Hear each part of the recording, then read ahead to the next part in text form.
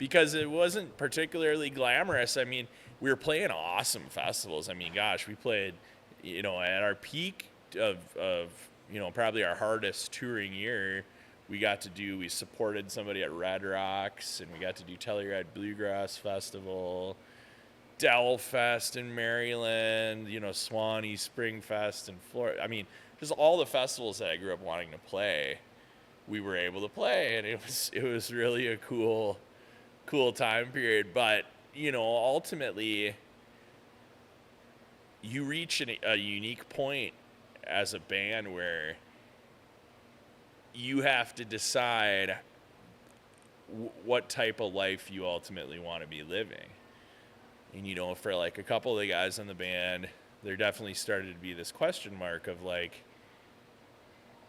if we are going to be a hard touring band like this, what does this mean for partnership? What does this mean for family life? Can I have kids? Can I be a father in this context? Is this a healthy, sustainable thing? Can I be on the road like this and have a sense of self-control, not party every night? Those questions became really real, and for some of us, the answer was, I don't want to be on the road as hard. So that's when Horseshoes kind of reassessed, and it was really important for us to remain a band. You look at bands like the Nitty Gritty Dirt Band or the Grateful Dead, and there's a number of other bands that are north of 50 years together. And how did they do that? They did that by having a degree of flexibility and understanding for one another. Empathy to then be able to remain a unit that has more of a amorphous trajectory. Maybe we don't push to have this sort of idea of exponential growth across the country, and maybe we just be content playing a network of cities throughout the Midwest and maybe Colorado. You change the way you look at it, right? And so a couple of the other guys took on other jobs and ended up having kids too, and got married, things like that, stuff that they wanted to do with their lives. And I wasn't ready for either one of them yet, kids or marriage. And so I ended up finding a bunch of other different projects to kind of occupy my time. And that's the world that I'm in, now. Still doing Horseshoe stuff, but also taking on other projects. Yeah, because I mean, you did an album with Charlie. Yeah. And then you have is it you Adam Greuel and the Space Burritos? Yeah. Okay. So Rucksack Revolution with Sarah Voss from Dead Horses. Okay.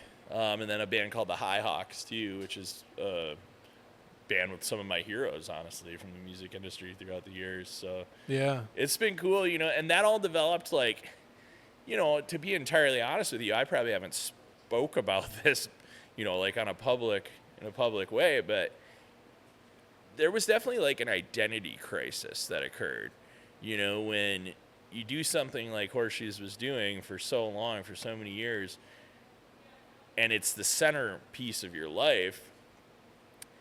When you decide that it's not going to be the centerpiece of your life anymore, or when it can't be, for reasons outside of your control, man, it hit me like, kind of like, who am I? What am I doing here? Like, became a big part of who I was playing guitar and singing in Horseshoes. And it was like a moment of like, real high anxiety, like probably some depression in there, and trying to sort out what's next, not knowing how to proceed, I just worried about having to like rebuild an entity. Like, Horseshoes took a lot of time and energy to get to where it was. And so I was real worried about that. And as big as you got, it's like striking gold. Like, can I do it again? Yes, exactly. And just being aware of the work, that goes into it. So, there was like a woe is me time period. And then there was like a moment where I'm like, you know what?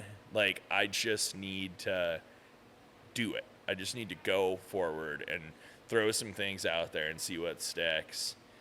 And lo and behold, every single thing I threw some energy at ended up being a real thing that worked, you know. And it was the stuff with Charlie was, you know, I mean, I can't even begin to tell you how important that was for my life and for like my sense of artistic confidence, you know, because we got together, just hit it off basically, and he had a big interest in music and I had a big interest in comedy, and we had both, you know, I had dabbled in comedy things and he had dabbled in music.